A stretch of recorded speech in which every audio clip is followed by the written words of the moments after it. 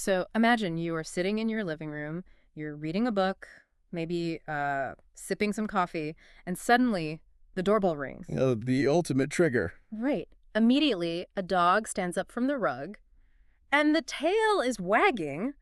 But I mean, not just a little twitch. It's this slow, sweeping motion with some real undeniable power behind it. Yeah, the full body wag. Exactly. The dog is absolutely thrilled that someone is here. So it heads straight for the front door, leaning its entire body forward just to greet the visitor, head rising up, maybe, a little string of drool making an appearance. Naturally. And it gives this gentle, eager push forward just to get closer to this new friend. Sounds adorable, right? I mean, it's a totally classic, heartwarming picture of man's best friend. It really paints a picture of pure, unfiltered canine joy. Like, there is absolutely zero aggression in that. Right, none at all. But, and here's the crucial detail that changes this entire scenario for you. This is not a Chihuahua. No. This is not even a Golden Retriever. This is a 130-pound Newfoundland. Which completely rewrites the physics of that friendly greeting. It really does. Suddenly, a friendly greeting is a full-on kinetic event. So our sources for this deep dive pull from veterinary behavior texts, biomechanics research, and giant breed handling protocols. And the mission here is to explore what happens when sweetness collides with physics. Because the reality of living with a giant breed dog is that gentleness is just not the same thing as manners.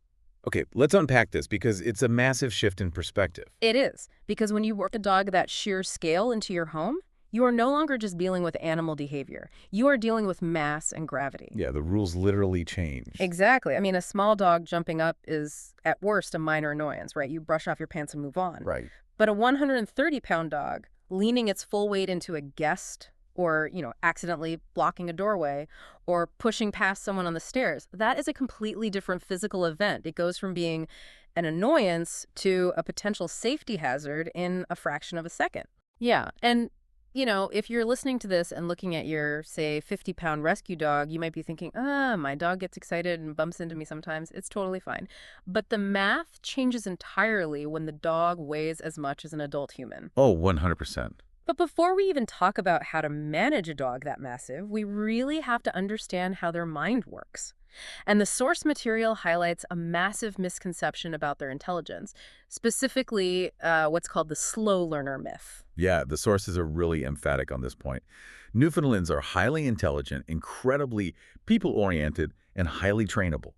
Yet they constantly get labeled as stubborn or slow. Why is that? If they're so smart, why do people think they're slow? Well, the issue isn't their cognitive capacity at all. It's their natural operating speed.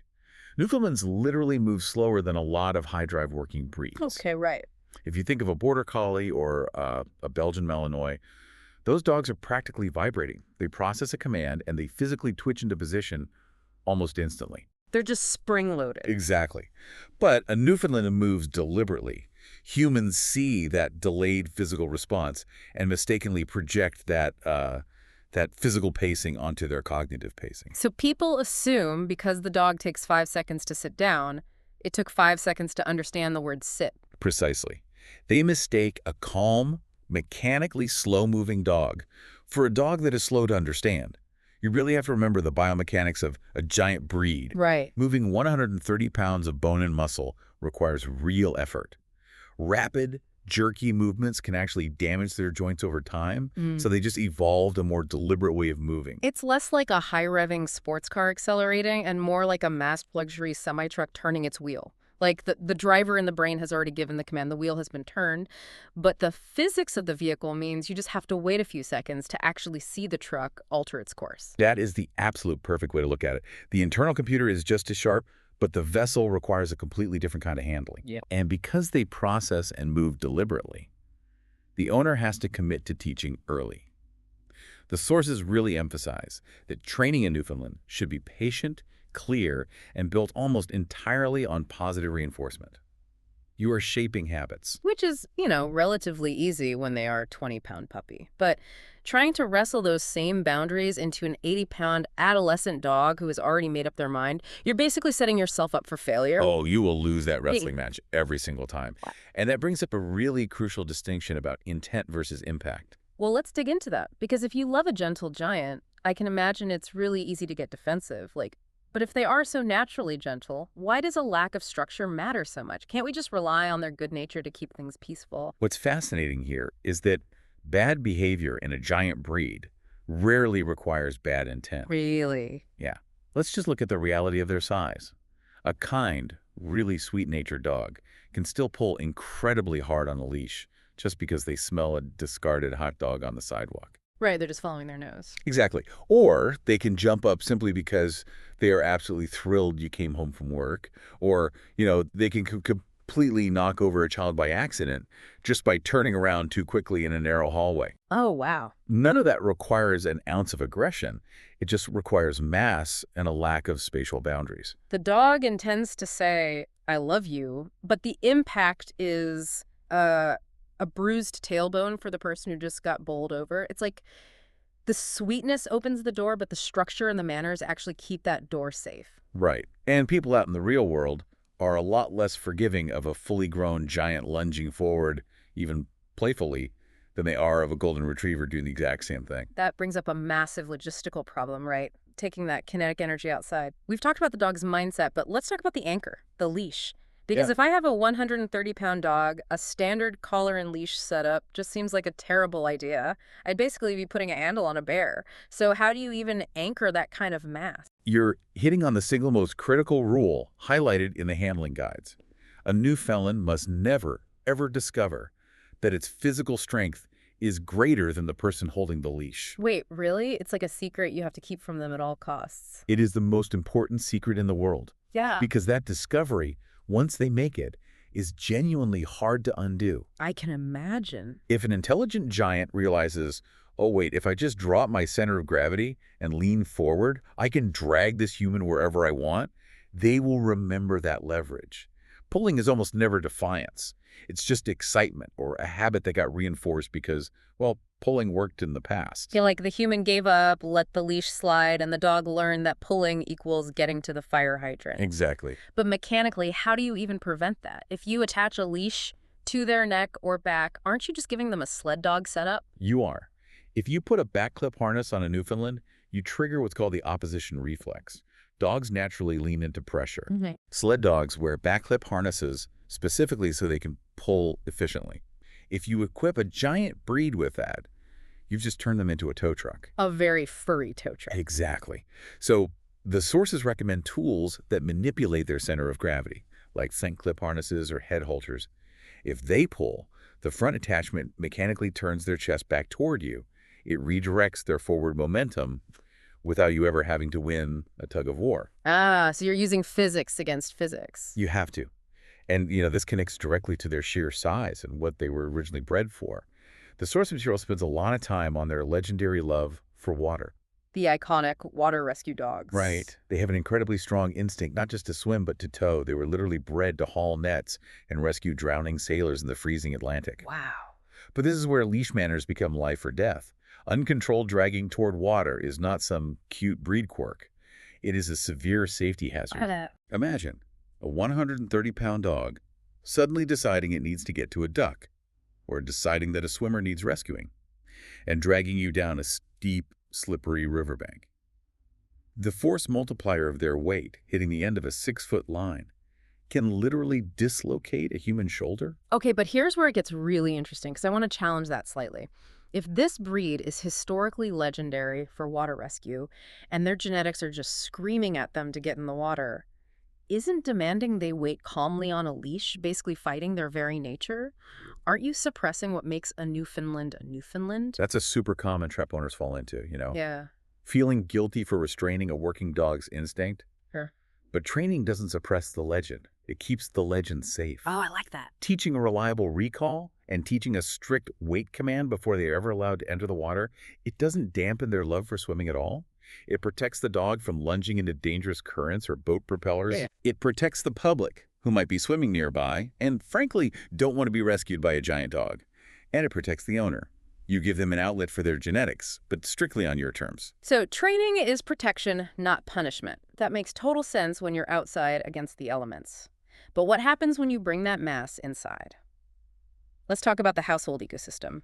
Because living with a giant dog sounds a lot like living with a very furry, very heavy toddler who just happens to be able to reach the top shelves of your kitchen. It really is. When you bring a giant into the enclosed ecosystem of a family home, especially a home with children, the rules have to be incredibly robust. But they have that whole Nana dog reputation, right? Like the Peter Pan ideal of the giant patient protector just looking after the kids. They do, and look, their reputation for being patient and tolerant is absolutely well-earned.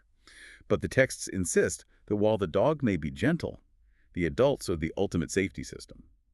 You simply cannot abdicate supervision to the dog. Why not?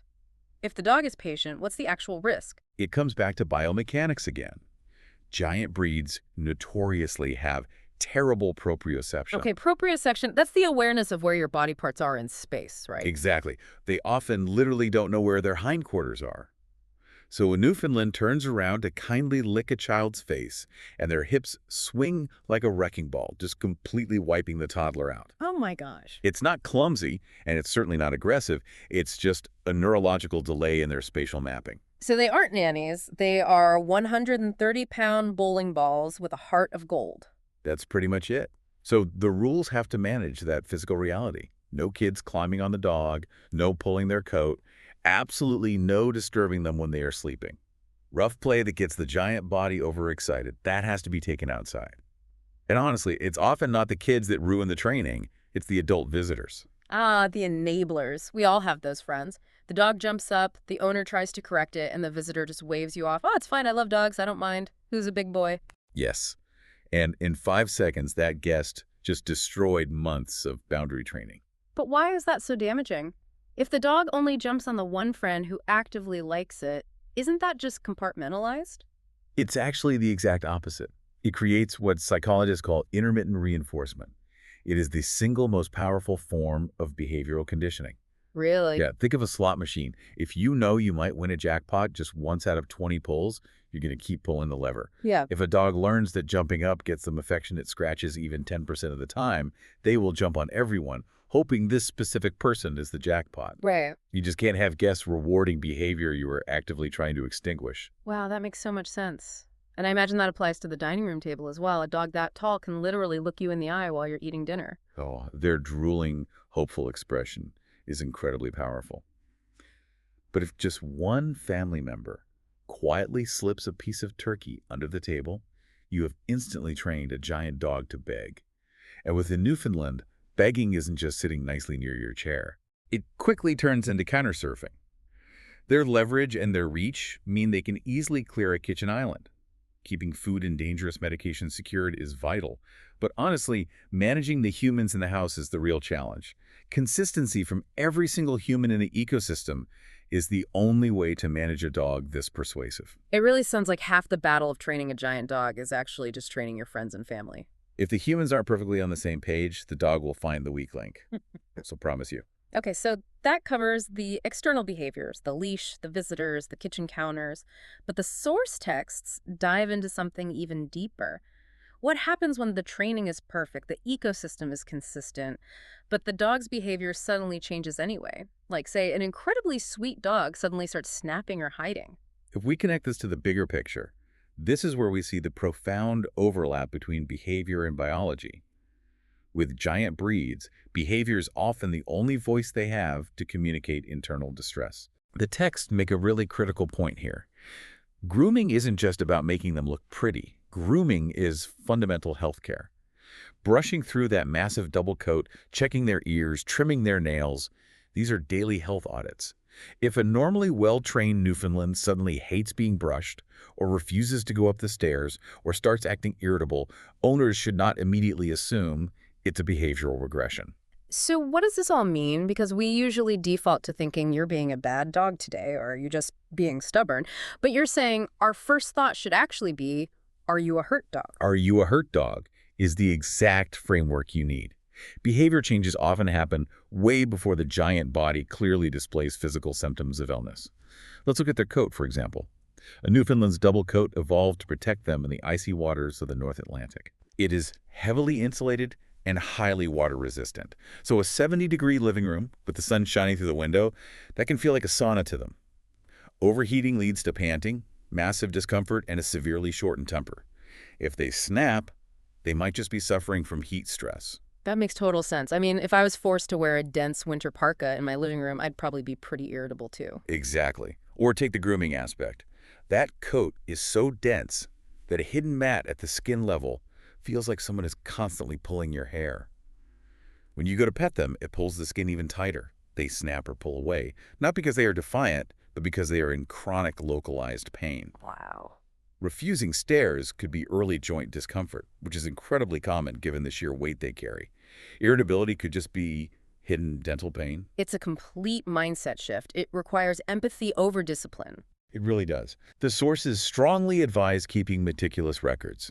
Track their training progress, track their tolerance for grooming, their bathroom habits. If you track these things, you can spot patterns early and bring actual data to your vet rather than just guessing. And, this biological connection extends heavily to their emotional health too, specifically regarding separation anxiety. Right, because we talked about how people-oriented they are earlier. They bond incredibly intensely with their families. They do. And because of that intense devotion, learning that alone time is safe is a crucial, deliberately taught skill. It cannot be assumed.